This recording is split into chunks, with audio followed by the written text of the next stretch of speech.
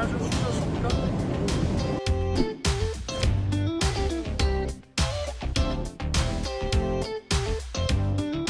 특별한 마음 가지고 있습니다. 가서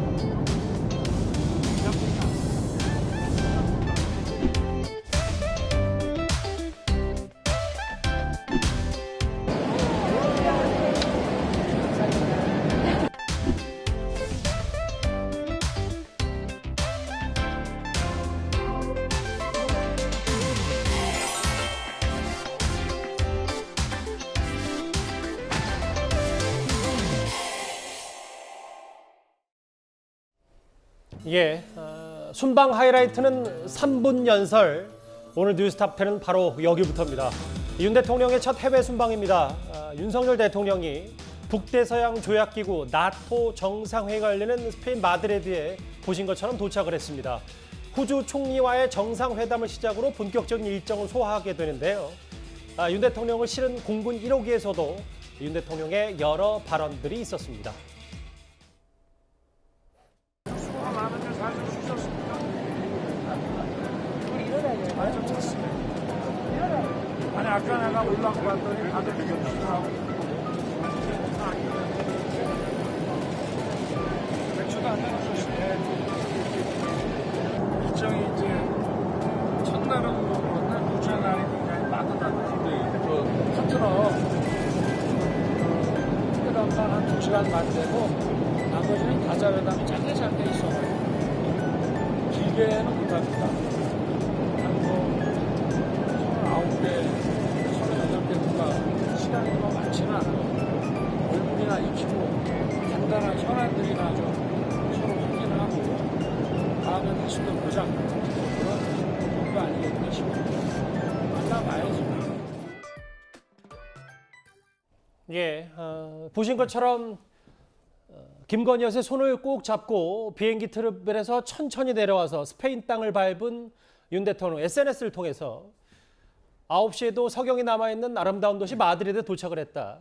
경제 안보를 지키는 포괄적인 네트워크를 구축할 것이다. 본인 SNS에도 이렇게 밝혔는데 기내에서도 기자들과 간담회를 했고 근데 역대 대통령들보다 어쨌든 소통의 빈도수가 많았기 때문에 저 기내 환담, 간담회도 뭔가 좀 더 자연스러운 느낌도 분명히 있었던 것 같아요.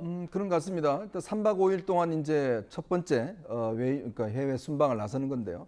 아무래도 이제 그 평소에 도어 스텝이라고 해서 기자들하고 매일 같이 이제 인사를 했는데 이번 기내 같은 경우도 뭐 전체 기자들하고 다 악수를 했다고 그래요. 예. 그만큼 이제 기자들에게 이제 좀 친근감을 표시한 것 같고 특히 이제 윤석열 대통령은 취임사를 통해서 이제 세계 시민이란 이야기를 쓴 적이 있습니다. 예. 그럼 뭐냐면 자유세계의 어떤 시민과 연대하겠다 이런 이야기를 강조를 했고 특히 이번 나토 회담 같은 경우는 굉장히 좀 무거운 회담입니다.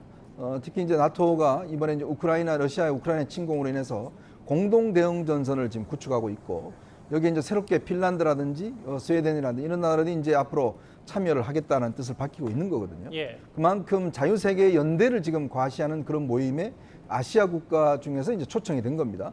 그만큼 우리의 어떤 위상 또 그리고 특히 우리 같은 경우는 이제 외교적으로 보면 중국이나 러시아하고도 상당히 비중이 큰데 앞으로 그런 문제를 어떻게 적절하게 이제 처리해 갈 것인지 또 한미일 연대를 어떻게 구축할 것인지 사실 이번 회담이 3박 5일의 짧은 시간이지만 예. 굉장히 다양한 회담들이 있기 때문에 윤 대통령 입장에서 보면 마음은 저렇게 이제 어떤 인사를 했지만 마음으로는 굉장히 무거운 상황일 겁니다.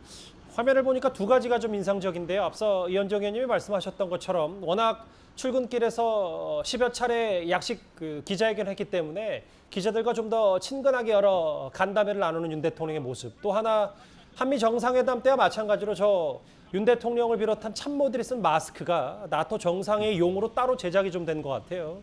저런 마스크도 좀 포착이 돼 있습니다. 그럼 공식 본론으로 들어가서 일정을 좀 만나볼까요? 화면을 좀 바꿔 보겠습니다. 현지 시간으로 오늘 호주 총리와의 정상회담 시작으로 공식 일정을 시작하는데 특히 이번 순방의 가장 중요한 날은 바로 현지 시간으로 내일 29일 아니냐. 한미일 3자 정상회담이 예정돼 있고 나토 정상회의 본회의가 열리는데 최병무 의원님 여기에서 나토 정상회의에서 3분 정도 연설을 통해서 우리나라의 메시지 그러니까 북한 비핵화 지지를 당부할 것이다. 이 3분 연설에 많이 좀 관심이 쏠리고 있습니다. 그렇죠. 그 3분 연설은 사실 그 별로 그렇게 길다고 얘기할 수가 없는 연설이거든요. 그러니까 윤석열 대통령이 이제 나토 정상회의에 참석하게 된 핵심적인 이유, 그건 우리가 잘 아시다시피 북한이 뭐 곧 핵실험을 할 것이다 이런 여러 가지 정보들이 지금 포착이 되고 있지 않습니까? 그렇다 보니까 북한의 핵실험을 우리가 완벽하게 막을 수는 없지만 그 핵실험을 한 이후에 국제사회의 움직임 같은 데에 대한 그 어떤 핵실험 저지 의지 예. 이런 것들을 확실하게 북한에 전달할 필요는 있거든요. 그에 따라서 때로는 뭐 북한이 핵실험을 이제 뭐 연기할 수도 있는 것이고 뭐 여러 가지 가능성이 남아 있기 때문에 이번 나토 정상회의를 통해서 그리고 이제 미국과 일본 이렇게 만나서 결국 북한 핵실험 또는 북한의 비핵화를 가져올 그 어떤 한미일 간의 어떤 공조 체제 뭐 이런 것들을 확고하게 다시 한번 천명하는 것, 이것이 그 어떤 동북아의 안정을 위해서 매우 중요하다. 이제 이번 나토 정상회의 때 아마 그런 것을 좀 강조하고자 하는 것으로 보입니다. 우리 시간으로 오늘 밤부터 공식 순방 일정에 돌입하는 윤 대통령이고 아마 내일이 한미일 3자 정상회담 혹은 나토 정상회의 윤 대통령의 3분 연설까지 포함해서 여러 눈여겨볼 대목들이 많을 것 같습니다. 앞서 기자들과의 기자 간담회 내용도 한번 영상으로 만나봤는데요. 스페인까지 가는 긴 비행 시간 동안 윤 대통령 뭘 했냐 이런 질문을 받았습니다. 어떻게 답했는지도 한번 들어볼까요? 10시간 넘게 비행하시는 거 어떻게 좀 시간을 보내셨나요? 스페인은 축구하고 유로컵이잖아요. 그거를 보고 책 좀 보고 그랬습니다. 밤에 도착하면 가서 또 쉬니까. 근데 여러분들도 이게 뭐 15시간씩 비행기 타야 되니까 하여튼 저 먼 길 컨디션 유지 잘 하시고 우리가 하여튼 필요한 거는 대변인이 잘 설명을 해줄 테니까 걱정하지 마시고 마드리드에서 즐거운 시간 많이 보내세요. 특별한 마음가짐이 있습니까? 쉬지는 못했어요. 자료 보느라고 바빠가지고. 뭐 듣기에 따라서는 그럴 수 있구나라고 생각을 하다가도 야당에서 바로 반박이 나왔어요. 뭐 축구도 좀 봤고 한 번도 못 쉬었다 자료 보느라 뭐 여러 얘기들을 했는데 말실수 많은 윤 대통령이 준비를 좀 여러 가지 해도 모자란데 축구를 봤다니 걱정이 된다고 백혜련 의원이 말을 했습니다. 서영주 대변인님. 네네. 이 비판이 뭐 어떻게 좀 받아들이셨어요? 비판을 할 수도 있고요. 또 이해를 할 수도 있다고 봅니다. 그러니까 뭐 계속 책만 봐야 됩니까, 자료를? 또 축구도 볼 수 예. 있죠.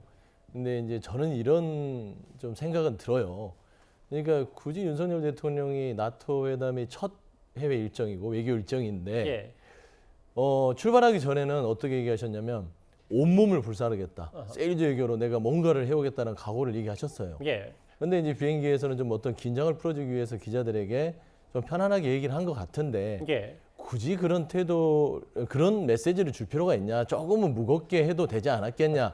불필요한 어떤 표현을 통해서 빌미를 잡힐 필요가 없는데 그런 부분이고 그다음에 그렇습니다. 지금 보면은 그 특별한 마음가짐이 있겠습니까? 이런 말도 하세요. 예.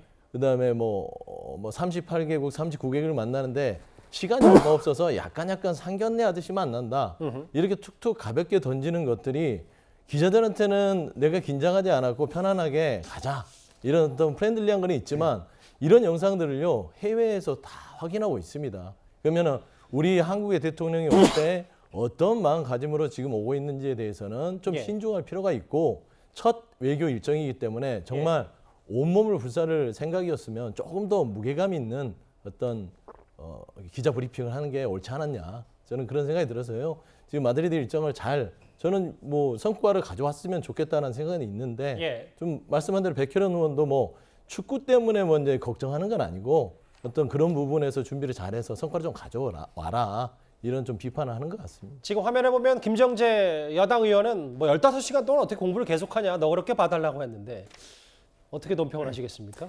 아니 뭐 잘 아시다시피 저희도 뭐 비행기 열 몇 시간씩 타봤지 않습니까? 그럼 거기서 별일을 다 합니다. 예. TV도 보다가 책도 보다가 신문도 보다가 뭐 잠도 자다가 뭐 그런 거 아니겠습니까? 예. 근데 이제 모든 자료 같은 것들이 다 아마 준비가 돼서 대통령 앞에 지금 놓여져 있을 거예요. 그런 것들을 하나하나씩 꺼내서 다 그 공부를 했을 것이고요. 공부도 몇 시간씩 계속하면 머리에 남지 않습니다.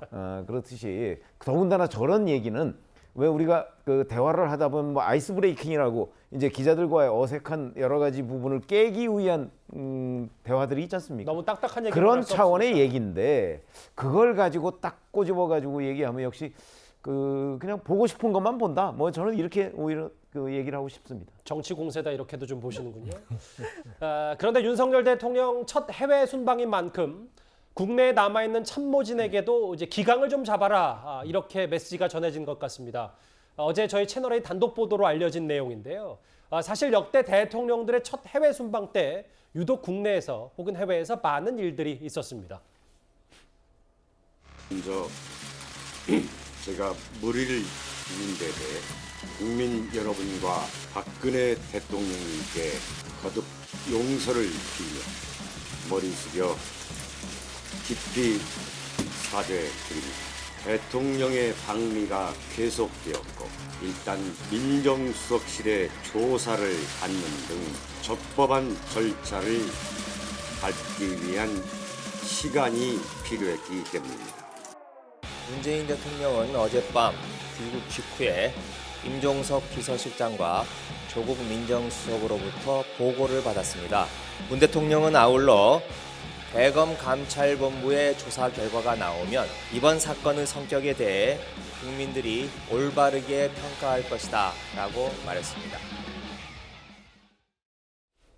이게 징크스라면 징크스라고 부를 수도 있는 역대 대통령들의 첫 번째 해외 순방 때 2017년에는 현지 인턴 성희롱 사건이 있었고 2013년에는 뭐 화면도 나왔고 많은 분들이 기억하시겠습니다만 윤창중 당시 대변인이 여성 인턴 성추행 의원으로 경질이 됐다. 더 시간을 거슬러 올라가서는 노무현 정부 첫 해외 순방 때는 노 전 대통령이 당시 국내 상황을 좀 물어보려고 청와대에 전화를 했는데 아무도 받지 않아서 뭐 그 부분까지도 많이 뭐 회자가 되고 있잖아요. 예, 해외 순방 징크스는 현재까지 드러낸 건 크게 두 가지겠죠. 하나는 현지에서 대통령을 잘 보자 해도 모자랄 사람들이 오히려 좀 말썽을 일으켰다고 할까요? 박근혜 전 대통령 때, 당시 대통령 때의 상황이 가장 대표적인데 윤창중 당시 청와대 대변인의 저 사건은 사실 해외에서 굉장히 논란이 됐습니다. 결국 윤창중 대변인 경질이 됐었고요. 제가 그 이후에 관계자들을 취재해 보니까 박근혜 대통령이 너무너무 화를 냈었다. 그런 모습을 평소에는 보기 어려울 정도였다라고 했는데 어쨌든 굉장히 열심히 준비했던 순방의 성과 같은 것이 많이 빛이 발했다 이런 평가가 나왔었고요. 2017년의 경우에도 방미 당시 함께했던 당시 청와대 경호처 직원들이 현지 인턴 성희롱 사건으로서 굉장히 여론의 비판을 받았고 또 2018년에도 감찰반, 특감반이 골프 접대 비위 의혹으로 전원 교체되기로 했습니다. 하지만 뭐 해외에서만 사건이 터진 건 아니죠. 청와대가 대통령이 자리를 잠시 비운 사이, 해외에 가 있는 사이에 기강해해졌다라는 비판을 일기도 했는데 말씀해 주셨듯이 노무현 대통령이 2013년 화물연대 파업, 이른바 물류대란의 어떤 여론이 제기되고 있던 시점에 청와대에 전화를 걸어서 그 상황을 알아보려고 했는데 청와대 직원들이 잠을 자느라고 아무도 전화를 안 받은 것으로 알려져서 나중에 청와대가 발칵 뒤집어졌다 이런 보도가 나온 바 있습니다. 이런 여러 첫 순방에 대한 징크스 때문인지는 모르겠는데요. 이현정 의원님. 네. 어제 저희 단독 보도로 알려진 이 내용. 7줄 기강 잡기에서 불필요한 외출을 자제해라. 일탈 행위 금지해라. 문제가 될 만한 소지품 반입 금지해라. 뭐 여러 공문을 여러 부처에도 혹은 뭐 대통령실에도 좀 보낸 것 같더라고요. 뭐 저는 안 해봤지만 이 원래 대통령 모시고 이제 이렇게 순방을 가면 좀 들뜬 분위기가 있다고 그래요. 아무래도 뭐 이런 회의 때 가면 뭐 경호라든지 뭐 등등 이제 국가의 대표로 가는 거기 때문에 아마 처음 가는 아마 이제 청와대 직원들도 있을 것 같고요. 이제 그러다 보니까 아마 들뜬 상황 속에서 뭔가 좀 기강이 해이해 줄 수 있는 측면이 있는 것이고 또 국내적으로 보면 사실은 윤 대통령이 지금 떠나는 날 경찰청장이 일단 사의를 표명했지 않습니까? 왜냐하면 지금 지금 경찰청장 같은 경우는 치안을 담당하는 총수인데 이 치안을 담당 총수가 지금 사표를 내고 지금 휴가를 가버렸어요.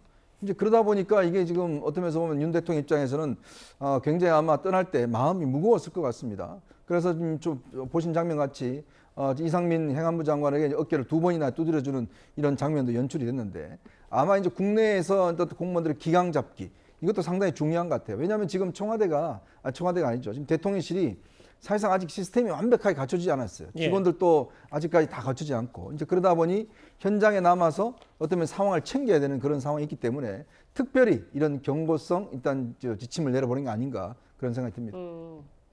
또 하나 있어요. 그러니까 인사혁, 신서혁 7개 지시사항, 공직자 품위 손상의 금지, 국정과제 업무를 차질 없이 수행해라, 신속한 보고 체계를 유지해라. 서영주 대변인, 예. 어찌 보면 뭐 언론적으로 당연한 얘기기도 하지만 앞서 얘기했던 지금 김창룡 경찰청장이 사의를 표명하고 치안 총수가 일단 부재한 상황이기 때문에 대통령이 이런 기각 메시지는 분명히 밑에 주는 효과는 있을 것이다. 뭐 이렇게 평가할 수 있겠습니까? 일단 뭐 기본적으로 대통령이라는 그러니까 국정수반이 이 국내를 떠나서 해외에 갔을 때는요. 예. 통상 저렇게 해서 공무원들의 품위를 이제 제대로 잡아라라는 것들이 내려갑니다. 근데 이제 뭐 지금 김창룡 경찰청장 얘기를 하셨는데요. 예. 뭐 그걸 그만둔 게 저는 김 청장의 어떤 뭐 자유의지가 아니라 그렇게 만들고 떠나신 윤석열 대통령 아닐까 생각하고요. 예. 그다음에 지금 현재 경찰이 행안부 장관이 거의 그립을 잡고 있는데 굳이 뭐 경찰청장이 떠났다고 해서 공직기관과 연결 질 필요는 없을 것 같습니다. 다만 정말로 그냥 일반적인 관행상 대통령이 국내에 없을 시에는 공무원들 전체 일반적으로 좀 긴장과 텐션을 주는 부분들이 있다. 예. 그래서 뭐 그걸 굳이 연결하실 필요가 없다고 생각합니다. 알겠습니다. 저희 대통령 순방 얘기를 하고 있는데요. 조금 전에 완도에서 속보 하나가 들어왔습니다. 바로 한번 만나보겠습니다.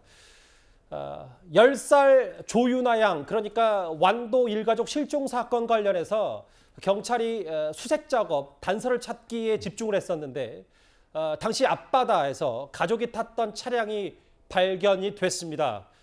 이 방파제 끝에서 80m 거리, 수심 5m에서 발견이 된 아우디 A6 은색 차량이 발견된 것 같은데요.